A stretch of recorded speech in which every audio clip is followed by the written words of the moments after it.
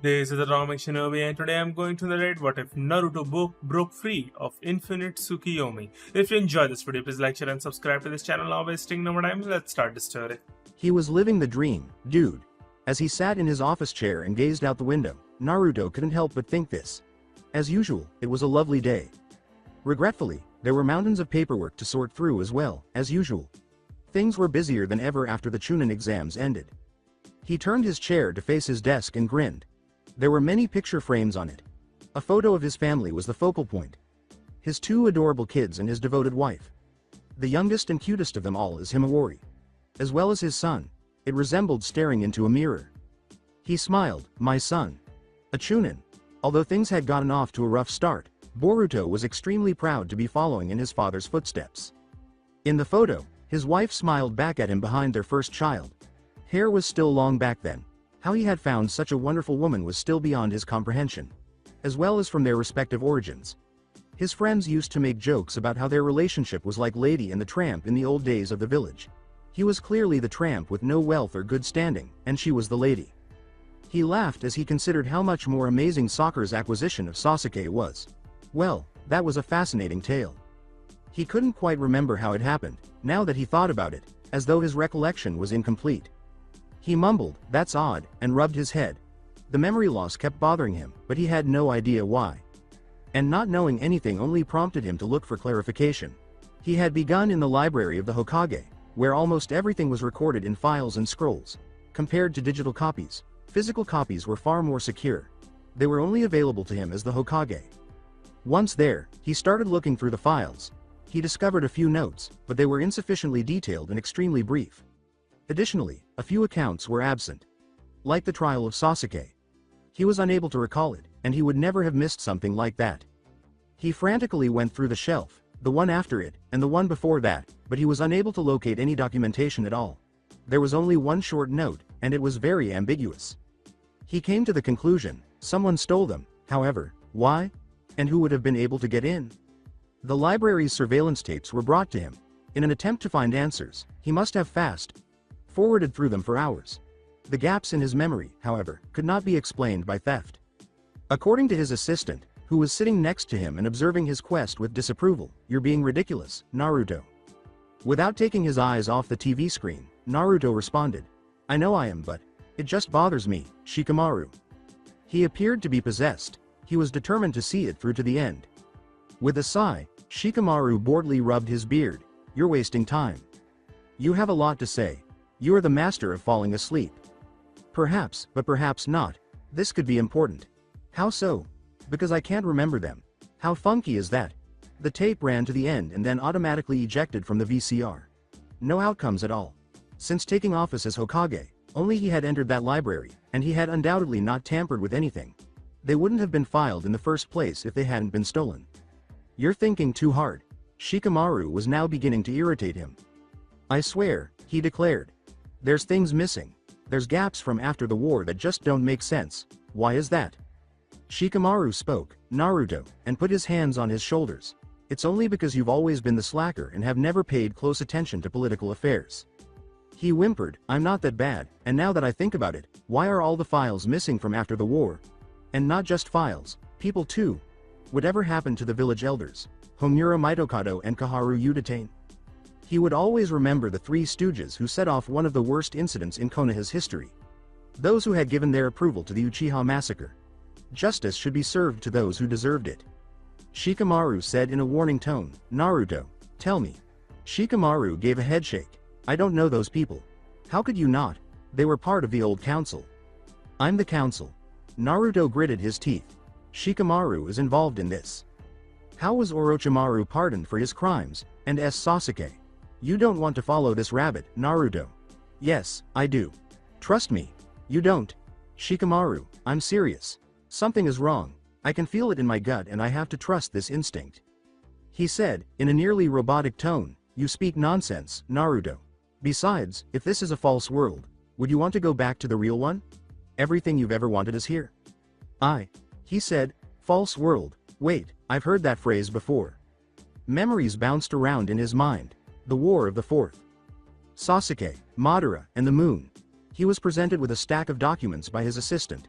Just do your work. Your family is waiting for you. Naruto took a step back and narrowed his eyes. I need to take the night off. The Hokage can't take a night off. What? There was clearly a problem now. How had he missed it earlier? How many nights had he worked non-stop in these walls, or in others? So much so that he hardly had time for himself. Being Hokage had turned into a prison and a diversion. Still a distraction, but a grand one. His or Madara's, it made no difference. The Hokage had never been as busy as he had been in his entire life. He ran because he could no longer afford to let it wall him. He was blocked when Shikamaru rushed in front of the door. It's not time to leave the office yet, there's still work for you to do. He shouted, I'm the freaking Hokage, and slammed his elbow into the man's skull. I'm going home. Shikamaru's form doubled back and started to change. The hues dimmed, faded to white. A genderless and indistinguishable form was shaped by features that blended in. A Zetsu. Shikamaru. He stooped to shake it as he spoke. Man, get up. If this is a joke, it's not funny. However, Shikamaru's mental state had vanished. He sprinted as quickly as he could home. Screamed his wife's name as he crashed through the house. A damp cloth rested on her forehead as she sagged on the couch. Hinata, he said, kneeling next to the couch and giving her a hug. Thank goodness you're here. Something bad is happening and... What's wrong? Oh, she groaned. I feel odd. He sensed that her aura was leaving him. Not you too. Her form gave way to a spasm and changed, just like Shikamaru's. Where she had been, a Zetsu lay, her transformation complete. He cried out, no, and tried to grab hold of her body, but his wife had vanished, and what was left withered like a fallen leaf. Cripes, he exclaimed. Not like this, He fell to the ground and slammed his fist into the ground. He knew their precious children were absent without having to look at the rest of the house. All of them had been his imagination.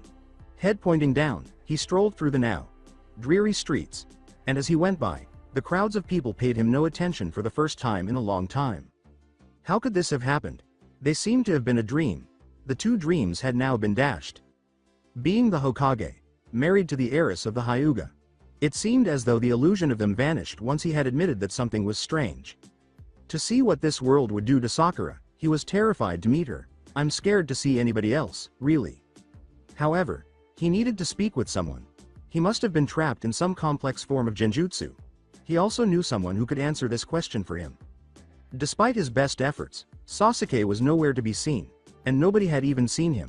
It seemed as though he had vanished from the world, similar to the old council's elders.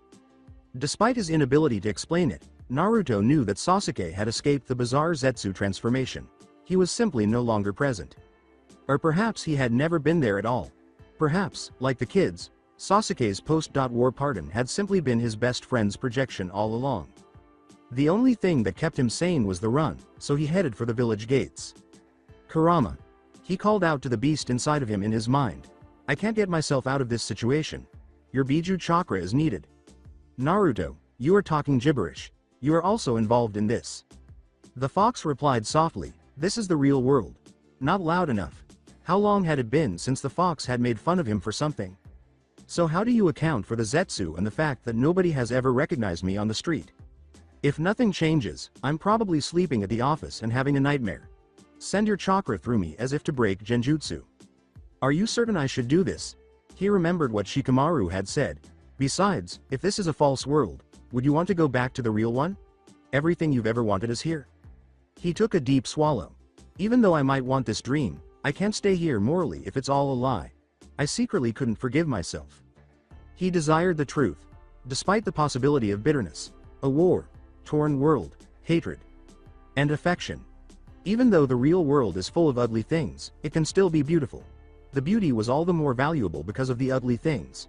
Made the struggle worthwhile. Calm after a true triumph. Any day, he would prefer that to any illusion. He said firmly, Kurama, set me free. He was shook from head to toe by the powerful chakra that could only be the origin of one of the Biju. As well as the entire world. It burst into flames. He found himself in complete darkness as the lights abruptly changed. As though breathing for the first time, he gasped and lost his breath. He clawed, smothered. He tore the material around him to pieces as he clawed endlessly for his life. And they separated like flesh layers. Like old newspapers, they fluttered away. Then he started to fall, landing, dirt, pain. His eyes were pierced by white as he cracked them open. Too pale. He looked down, avoiding the large white sphere in the middle of the sky. His voice cracked as he asked, "Isn't that the moon for infinite Tsukuyomi? But how?" He recalled that Madara had been successful in setting it off, but hadn't they been shielded by Sasuke's Susanoo? And that's when they battled Kagaya and prevailed? He kept his head down and took a careful look around. The world blew away dust and was all white and bloody, even the skeleton's dust, lying next to a gunbai. And then there were enormous roots everywhere, as though the entire world had been engulfed by a massive tree. Yes, he now recognized its name. The Tree of God. The massive tree behind him, filled with a large number of bodies hanging from it, the same prisoners as he was. And too many for Kurama's chakra to loosen. That wouldn't be enough. They couldn't have broken out like he had because their bodies were too far in their dream world and conversion. Zetsu were left in their place after some of them had fallen. One of the bland creatures, walking along the cracked earth, saw him sitting there, unbound from the prison of his dreamland. With its eyes narrowing menacingly, it tilted its head sideways. He tried jumping back, gasping, but he collapsed and panted as he fell back to the dirt. His limbs were failing. Oh, she! His muscles automatically hardened for impact as his arms sprinted in front of his face. However, none arrived. Rather, it was an explosion, a loud cry, and hazy words. His already hazy lungs were filled with dust as it flew everywhere. His hands scrambled to shield his mouth and nose from the debris that obscured everything but the starkly white moon as he gagged. Whoosh! The moon really is drawing closer to the earth. Huh? Naruto raised his head. He was being eyed by Sai. After blinking a few times, Naruto turned to face the campfire in front of them. Sai jabbed at it with a stick. They had merely cleared a space from the snow for it, but the weak flame still left a lot to be desired. It was not helping them get rid of the cold, crisp air. Naruto shuddered. It was chilly. His skin was covered in goosebumps. Feel the sting of the cold air on the exposed skin. The fog. Sai went on, "I said that the moon is so big now, look." With his eyes raised, Naruto could only gaze in awe. The strange feeling of the moon staring at them directly, as though to challenge them, was beyond description. Naruto grinned proudly after a moment of learning all of its sinister details. He would have faced it head on and prevailed if it had been a challenge. Save the girl, save the day. On his watch, the world would not end. An angry streak of red suddenly threw itself across the sky, bringing with it a whoosh of glowing ember and heat, as if to protest against his resolve. The first to emerge was Sai. Another meteor from the moon. Move. He sensed something. Someone slammed into him, forcing him back, and he gritted his teeth at the shock and the sharp ache in his butt. Stop, Sai. He wanted to scream, but his cracked lips prevented him from speaking. Why had he suddenly become so lightheaded? Move it, fool. Ya fool. The ground shook as another round of explosions went off, and smoke, not fog, kept obscuring his vision. All he could do was lie there, protectively curled up, waiting for the attacks to stop, his view lopsided, his ears ringing. He was lying on dry ground, not in the snow. Extremely dry and dead earth. He blinked and took a slow breath. The temperature was lukewarm. The air is sticky. The moon, too. He had just broken some genjutsu, had he not? His muscles were like lead, and he felt so incredibly lost. The Zetsu seemed to have been dispatched as the sounds subsided. Why did Zetsu surround him once more? At least 10 years had passed since he had last had to endure them. A figure that resembled a blur rather than a real person was approaching him. They were unintelligible, but they didn't seem malicious to him. The dust moved from beneath the feet. He had previously been here. After the war, or somewhere similar. They caught him. Yes, that explained it. He literally ran out of chakra and his limbs were numb. In fact, they were trying to drain him of all of it, and the result of their efforts was that he had very little energy and was simply hurt. Every breath hurt. He nevertheless smiled arrogantly. We shinobi don't like to make things easy. His bonds were released, and an arm was put around him to guide him to a safe landing as he fell, causing a swoop in the air. His heart soared with relief and joy as dark eyes gazed at him, grounded but still exhausted. Sasuke. Kid. Come on, I can't be dragging ya, so get them legs chuggin', yeah. The arm half carrying him jerked upright as Naruto blinked. Sasuke wasn't the one. It wasn't even dark. He shook his head, attempting to push the memory away. As he struggled, Ki. B? He swallowed and made another attempt. Killer Bee? He felt the dark, skinned arm tighten around him. No one else but, now come on, kid. What was going on? He looked again at his surroundings. It appeared to be prior to the war. However, we won, he said in a whisper. Why does everything look like this? This scene occurred more than 10 years ago. Killer B cast a solemn glance down. Ain't so, fool. But, and it took forever to get back to you. Feeling completely lost, Naruto again uttered the bewildered, huh? The man smiled arrogantly. He was covered in sand, like dirt that adhered to his perspiration. This had probably not been Naruto's first battle of the day. And he said, think you were the only one it took to rip you from that jutsu? Nah, took the Hachibi's chakra too. Bro. Biju chakra, big cost, but had ta. Use the key we need. Kapesh? What was he discussing?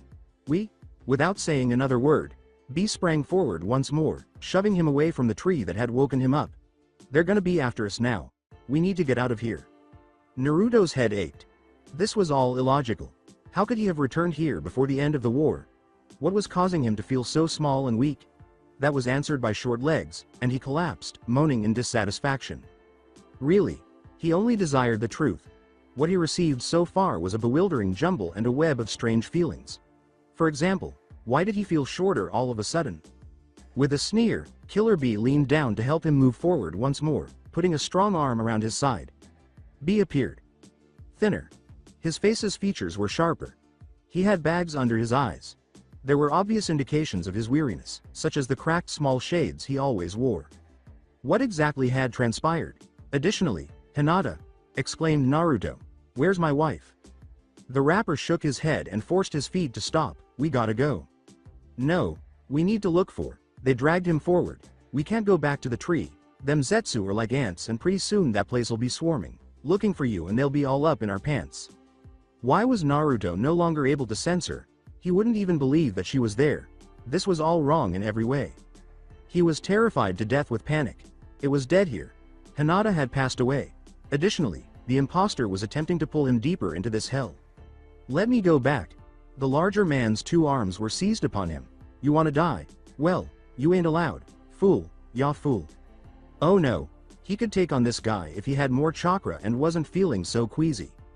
He yelled, I have to go back. I have to find Hinata. And did the only thing he could manage, weakly kick and hit a man who was obviously not going to allow him to return to the tree. Let go, I have to find her. The moon cruelly observed from above. To the moon and back, it was their corny little catchphrase. He was still able to recall the most memorable instance in which he quoted it specifically. He met her on the back porch after he had just left work and the night air was a pleasant coolness. She sat on the railing and gazed out. The past few days, she had been silent. She rubbed her forehead, and when she did talk, it sounded like she was worried. After dealing with the children in the house all day, he had assumed it was a lack of energy, however. The shape of Zetsu, lying where she had been on the couch. He crooned, man, as he entered behind her, coming home so late after being glued to a chair and paperwork. Makes me miss being a kid. I feel so old. As he put his arms around her, she leaned into his embrace and giggled. She paused for emphasis before continuing, hard to believe it's been so long. Or that today you're 30. Shush. Don't remind me, honey. They sat there looking up at the night sky for a while after she laughed. Hey Naruto, she said abruptly, her voice incredibly dejected. Huh? Will you still love me when I'm old and gray? Feeling her gentle warmth, he drew her close to him. Why would you ask something like that? He interrupted her to say, I will always love you, before she could finish her somber explanation. Always. To the moon and back. She laughed and shoved him. Oh stop it, and you want to know something else? What is it? With one hand, he cupped the back of her head and pulled it forward to give her a kiss. The other hand moved beneath her skirt's waist. Both the kids are in bed. He laughed as her face burned, then he lifted her up by looping his arms beneath her. As she giggled in embarrassment at his caving, he smiled and carried her in this manner all the way upstairs. Even though that night had been incredible, he couldn't get rid of the feeling that she knew something wasn't right. A Zetsu replaced her after she vanished. In his current nightmare as well as at home. He felt the terrible loss of her in both cases, and he was unable to control his tears as he faced the heartbreaking reality. She had lost her chakra. She wasn't alone, either. The United Shinobi Army, which had been a vast mass of chakra, had drastically diminished. He tried to escape his captor, but he was crying most of the time. Kamisake, let me go back. They both knew that no one could give him what he desired. It's too late and going back would just be suicide, They know where you are now. No, this is unacceptable to me. I won't. This can't be real. Somewhere, she's out there, with all the others. As Hokage, it is my responsibility to locate them and defeat the enemy's trick. Killer Bee was unable to comprehend. He needed to clean up this unpleasant mess. Neither she nor anyone else could be lost. Naruto felt a new surge of resolve as this idea blazed through his mind. He struggled more and more. However, the man persisted in his attempt to carry him out of there. Stop fighting me, Naruto. We have to get to the base. Naruto screamed, no, and swung his fists at Bee before a sharp pain erupted in the back of his neck and his vision flickered before going dark. He woke up to the sound of a gentle voice and the feel of something metal on his lips. Drink, it said. And before his eyes were even open, Naruto did so in a famished manner. By the time he separated them to determine his location, half of the soupy mixture had been consumed. He became even more perplexed when he did. He croaked, Dad? His father sat next to his supine position and grinned softly. He put the now empty can aside and said, yes. You've been unconscious for quite some time. I was getting worried. How had he become unconscious once more? Yes, exactly. Killer Bee rendered him unconscious.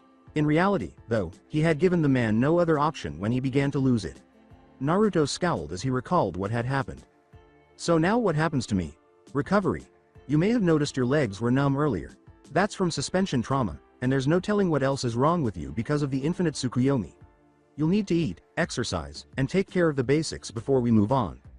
Naruto raised his hands and started to sit up, but he stopped abruptly. They were firmly bound together by wood. Not just any wood, either. The kind of the first Hokage. Why are my hands tied? Minato took a long breath. I'm sorry for the inconvenience, but there are things we need to talk about that won't be easy to hear. Things that might take a while to process. Not to mention none of us know the extent of the genjutsu you were under. What it might have done to you, or your mental state. Us? You seem normal but… Minato, don't babble. The more precise you are the easier this will be for him to process. Not immediately recognizing the voice, Naruto turned to face the direction from which the words had come. A man with snow white hair and dark eyes, similar to his father's, glared at him. Tobirama. Yes, he remembered him from that final hour of the war. He was now sitting next to his older brother, further back. The third Hokage, too. Gramps? Inquired Naruto inquisitively. And you two geezers, what are all you doing here? This is a blank space with wooden floors and walls. A large canteen of what appeared to be dirty water was boxed to the side, along with a few cans of soup and other foods, though in decreasing quantities. They wouldn't have needed to stockpile food if he had been with the resurrected Hokage. It would be necessary for Killer Bee and him now, if he was going to remain here, he assumed. Given Killer Bee's prior behavior, he didn't think they would offer him any other option. He recalled that Bee had been babbling about getting him to a base and away from the tree before he had been knocked out. The base must be this. Hiruzen was the one who responded to his query on the third. He moved forward and sat down next to him and his dad. As he spoke in a soothing voice, he exuded kindness and hope. We've been in hiding, trying to find the opportune moment to grab you. I don't know how long it's been since this mess began. There is no way of telling time anymore save by the Earth's decay. But fortune smiled on us for once and we finally have you.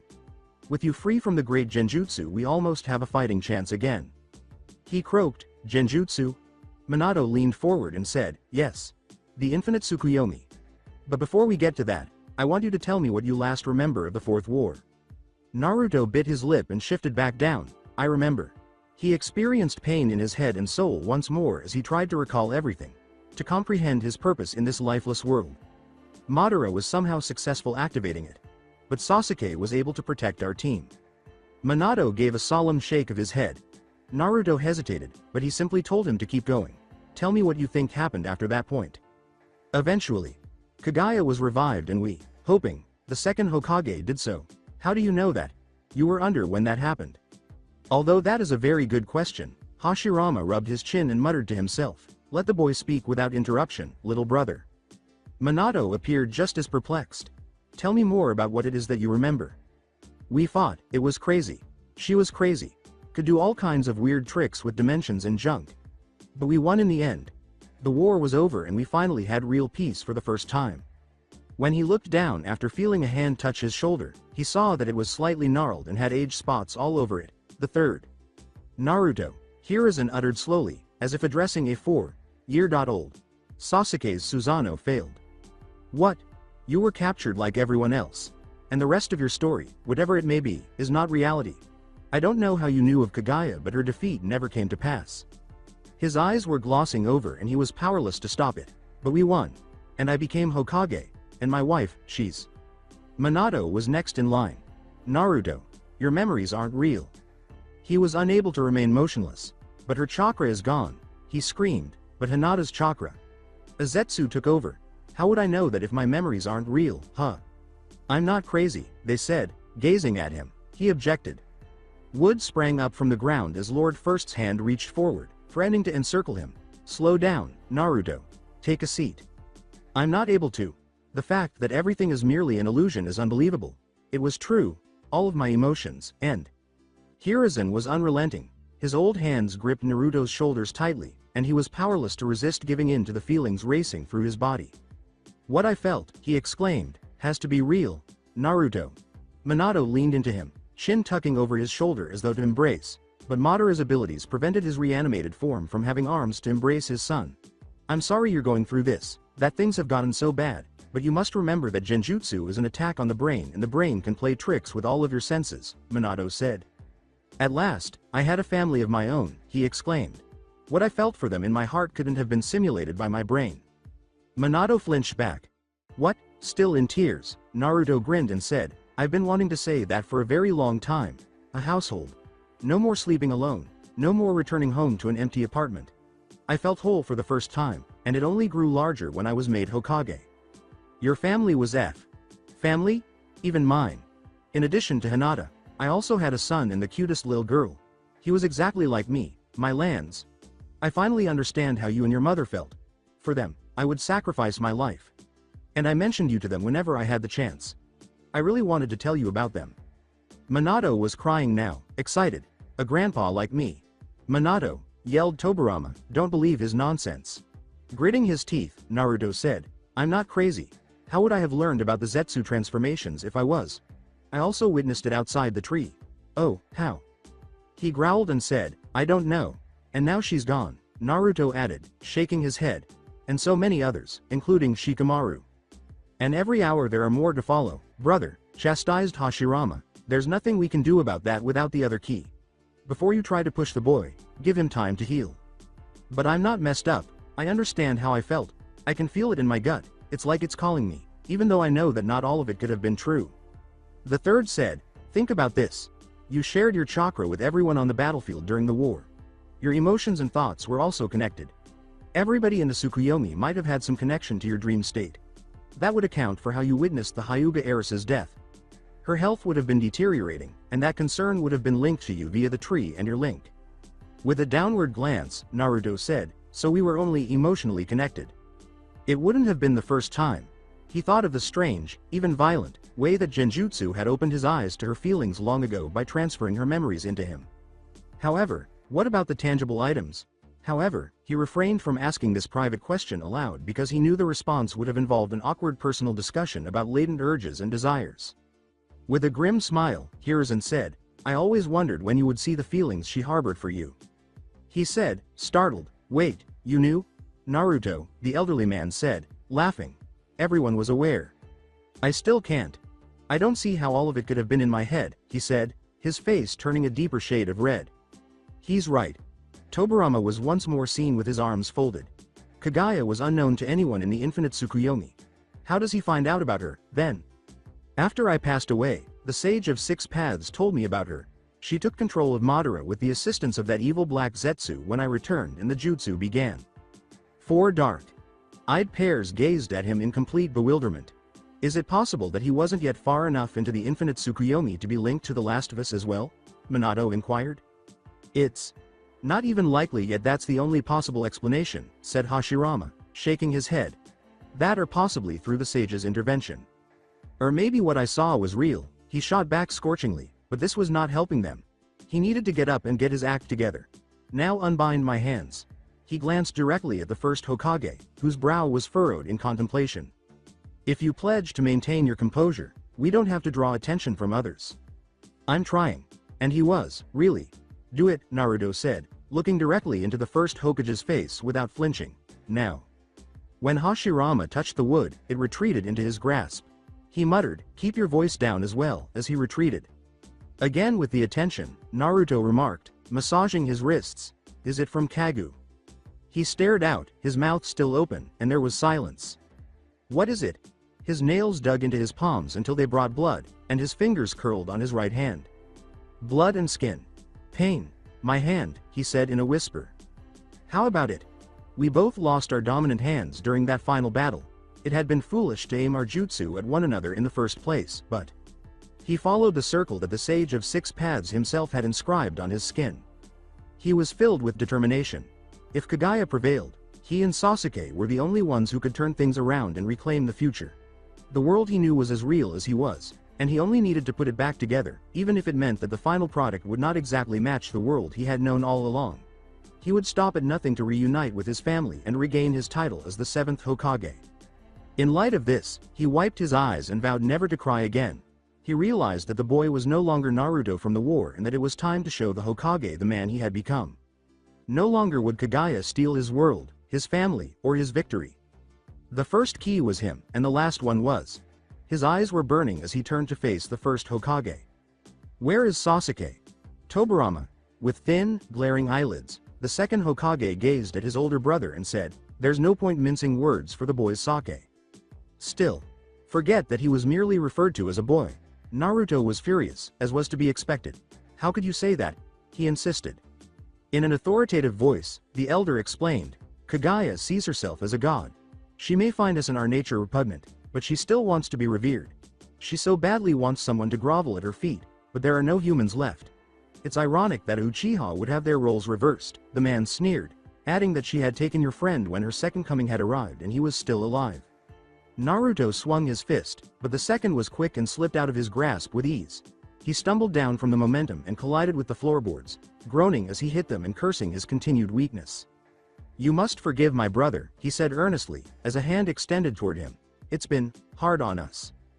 Given that the Hokage were present while everyone else was in pain, Naruto scowled at the man, knowing that he was attempting to be kind, but that didn't mean he was simply going to throw his hands up and accept anything. "What's hard? Are you all flinching from the Zetsu?" Naruto. Naruto's words rang true, and the pain was evident. His tone was melancholy, and his eyes were even more somber. But that wouldn't change Naruto's rage. "When you cower in hiding, you guys call yourselves Hokage. Do you really believe that these walls will keep her out?" "Of course not." The Hokage lowered his hand, furrowing his brow, cleared his throat, and also lowered the volume of his voice. "We arrived on the scene last, and our knowledge of her is sufficient to justify our actions. She is a monster. Eliminated even the Sage of Six Paths who had emerged from Madara's ruins. Her own blood and flesh. We had to leave before we were followed. They knew, therefore, to be afraid of her, that not even the great sage could deal with her alone. She is well aware that we are out here, but to her, we are nothing more than cockroaches that don't deserve her time. However, you alter everything." With a furious expression, Naruto sat up and positioned himself at eye level with Hashirama. "So why am I, and I alone, the one who was freed? You did some of it on your own, and the Hachibi helped with the rest. Nevertheless, we only had a brief window of opportunity to grab you.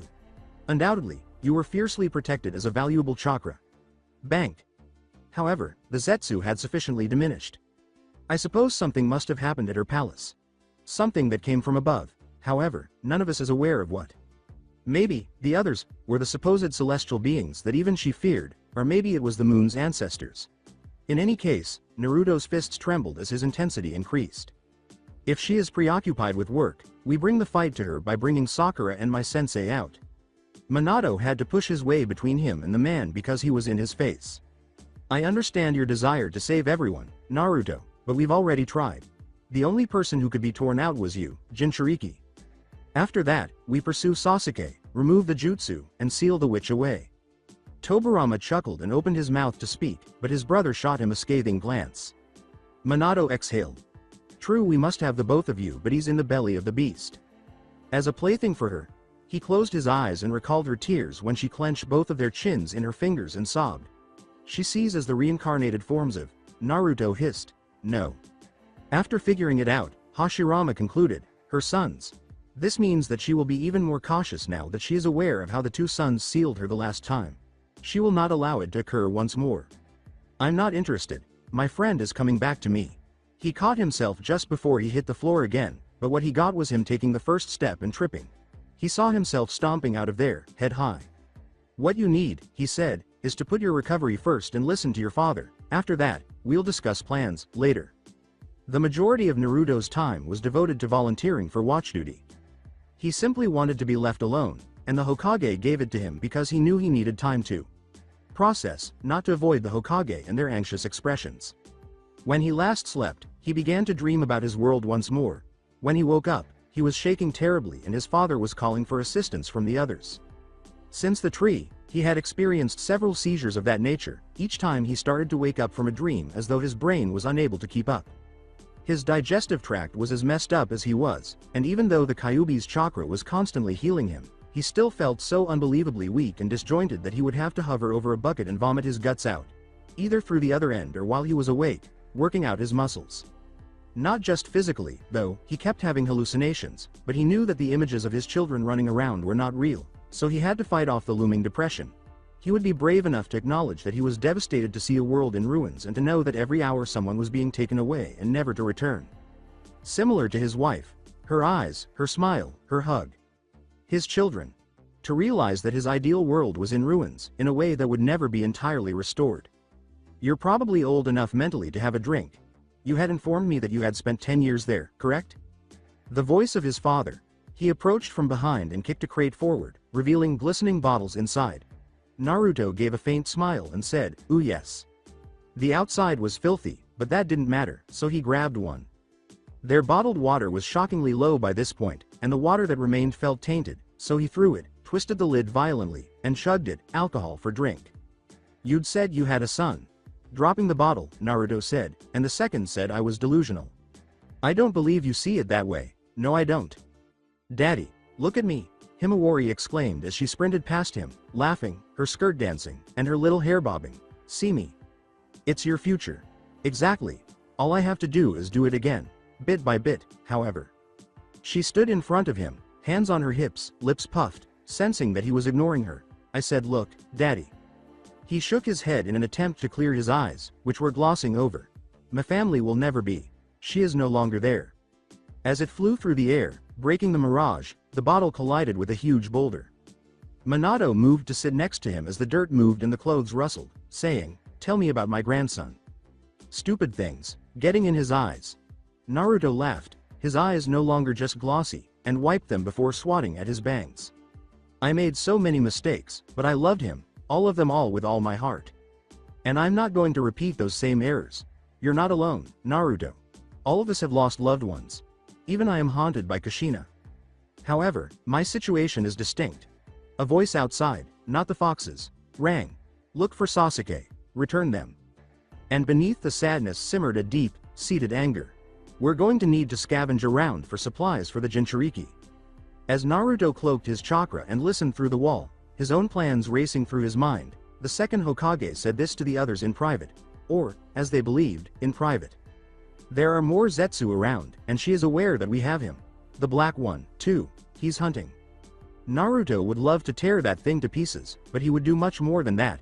He would make sure he caused it as much pain as possible before he even began to dismember it. Alive. Ah, Naruto remembered the black Zetsu well. The miserable little spawn of Satan and bearer of his mother's will. "I'm concerned about the boy. My son just needs some time to process." Then came Kaguya herself. He wasn't even certain that he could cause her pain before sealing her away, possibly by dismembering her as well. Only after he made her witness the destruction of her priceless black Zetsu did he do so. Minato, he's not processing. He's telling himself that it's still true. It might be. What he saw might actually be real, his future. "Minato, he's your son, you need to." Naruto was hurrying out of there with a bunch of Sarutobis and Minato's kunai in hand, not caring what else was said. It was moving day. It was time to find a new hiding place, but first they needed to stock up on supplies. They would search a nearby village, and Naruto would start his plans there. The Hokage only saw him as a tool to seal her, to be used when they thought it would be safe and convenient. However, because they were so cautious, that time would never come, not while Sasuke was in her grasp. "Kid." "What?" As they ran across the desolate ground, Killer Bee scowled at him and said, "You have that look on your face again." "I'm fine, man. If you say so. Only after what must have been a full day of travel did the dead land break up, but the infinite Tsukuyomi made sure that time was impossible to tell. With the exception of the enormous roots that were woven throughout the village, which held up prisoners they were unable to release, and the occasional walking dead, who were easily removed like stepping on an ant, the village appeared to be a ghost town. Naruto broke away from the group as they arrived at what appeared to be a bathhouse. "Stay with us, Naruto." He didn't even turn to see whose hand had caught his arm and stopped him in his tracks. "You dead guys may no longer need to, but us living people need to take leaks once in a while." Hashirama gazed suspiciously at him. "Unless you want me to go right here, which won't be pretty, let me go," Naruto said with a simple smile. The grip relaxed reluctantly. "We'll get you the medicine you require. Just exercise caution." So, before he started running, he headed for the restroom. "Daddy, don't worry, Himawari. We'll resolve this once Daddy gets uncle." "Brother, damn it. She's being pursued by the idiot." He grinned as a voice hurried toward him. "Are you prepared to race the Hokage, Kurama?" "Break a leg," the fox said, laughing. His system was filled with golden chakra, which increased his energy and speed, and he bounded forward, enjoying the power, while the voices behind him faded. Too easy, almost. When Naruto turned to look behind him, he saw a flash of black shoot go by him and toward the men attempting to block his path to the tree. Zetsu in black. Just long enough to let him escape, but not long enough to keep them at bay. "I'm sorry, Dad, but I have to do this, Gramps." He swung forward even more quickly as a chakra hand spiraled in front of him and grabbed an overhead tree limb. Sasuke. A large, traditional palace that was old but still magnificent lay farther away than he had anticipated, but it was close enough to the tree that he could easily locate it and feel her chakra as well as Sasuke's. He suppressed a chill as he sensed Kaguya's presence. It was so dreadfully large and otherworldly. A celestial being. Today, however, she stopped raping the world. A horde of Zetsu surrounded him as he approached the outer gates. He had an explosive fire inside of him. "You guys picked the wrong guy to tick off." Kurama laughed, saying, "Let loose." And he did, slashing through the horde with ferocious tendrils of chakra. There must have been thousands of them. For every 100 he sliced through, another 100 were replaced. Destroy them. There was no turning back, even if they had once been humans. Hinata. Abruptly, he saw her on the ground, weak, with a cool cloth on her forehead. "My dear." As his arms sprinted toward her, they brushed against a Zetsu, and he froze, too terrified of the creature before him. Who was he cutting through? "Get out of it, you fool." Regaining his resolve, he ripped it apart and started for the next one when all of a sudden something encircled his limbs, grabbing them and stopping him in his tracks. What a fool. Black. He clenched his teeth. "Did you come here to escape your miserable life?" He grimaced, gasping for air, as it pressed closer to his ear, tightening its grip. "Or to return to La La Land? Your chakra is missed by your mother." "I came to get her. Bring me to her so I can personally deliver it to her." She was sitting on a marble throne, but he couldn't see her face or the precise condition of the room because the foul shadow had forced him to kneel with his hands behind his back. Her voice was ancient, smooth, and almost hypnotic as she said, "And so history seems to want to repeat itself." It made his skin crawl. "Sit up." His face jerked upward as the dark shadow caught him by the hair. With her fingers curled on the arms of her throne, she gazed at him cruelly. Her face was stunning yet fierce, with a perfectly formed chin, red lips, and hauntingly white eyes. "Are you here to murder me?" He thought about his play for a moment before responding, "I just want my friend back." "You came to seal me, then," she said abruptly, her lips curled into a snarl in front of him. The same as before. Hot liquid slid down his skin, and the only smell he could detect was blood as his head was slammed forward, his face colliding with the floor, and pain exploding from it, especially from his nose. "Hamura is mine," she said.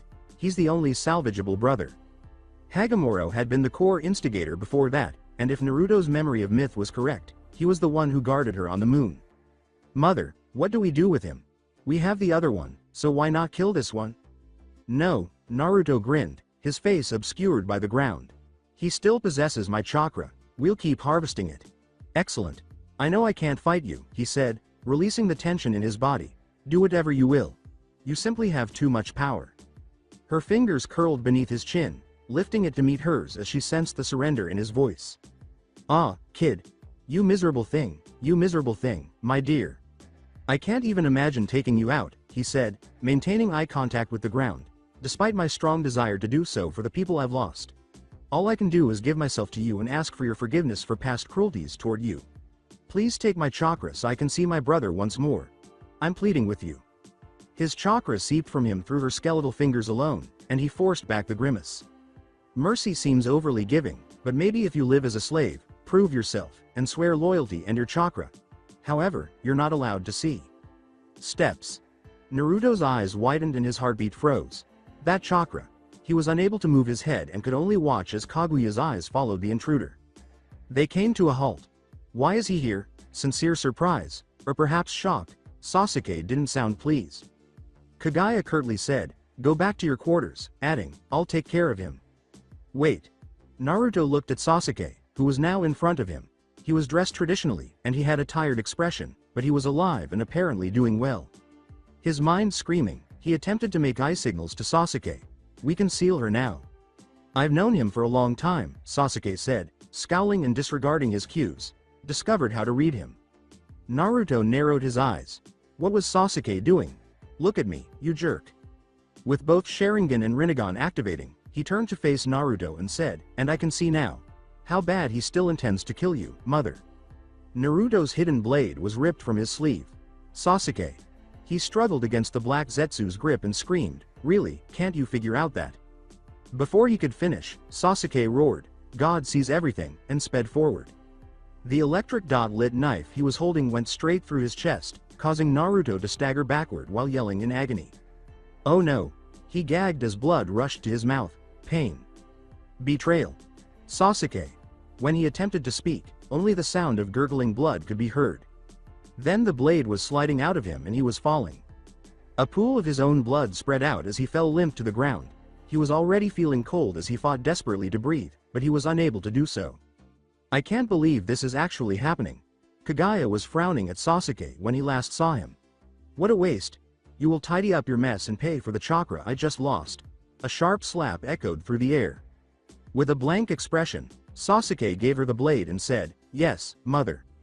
Thump, thump, thump. "No, please, I can't." He let out a silent scream before passing out. Life, completely, the image of Sasuke's eyes still etched in his retinas. "God sees everything," said the scalding words. Death then arrived. "You know that God sees everything?" The blonde chuckled as she reflected on the entire situation. If only this fool had. He was the one who got himself into this situation, but how could he have done so when he had refused to control his reckless rage and think clearly?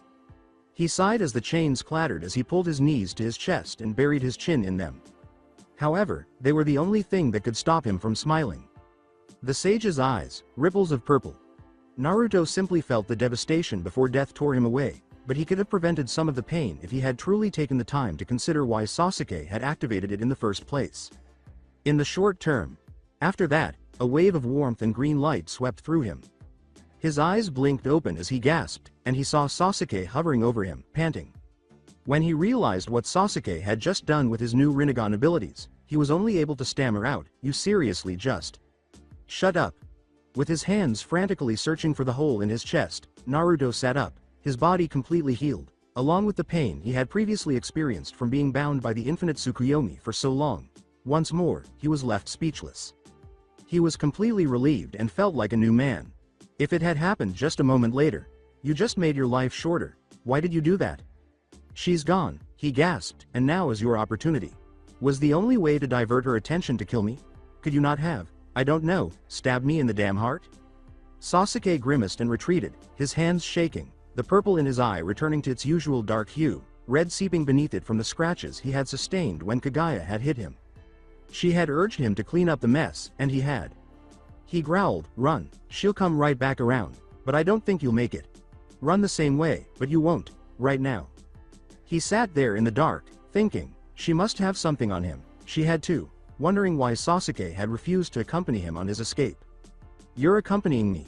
Go, fool, you must leave. You're not the only one who..." A sharp spike of chakra, an insane amount that could only have belonged to the godlike mistress from the outer world, interrupted his words. A black void appeared in the air, followed by the white figure, who hissed angrily and caught Naruto's eyes in obvious confusion. What is this? If even he was freaked, Sasuke's almost panicked expression as he turned his face back towards Naruto said a lot about their current predicament.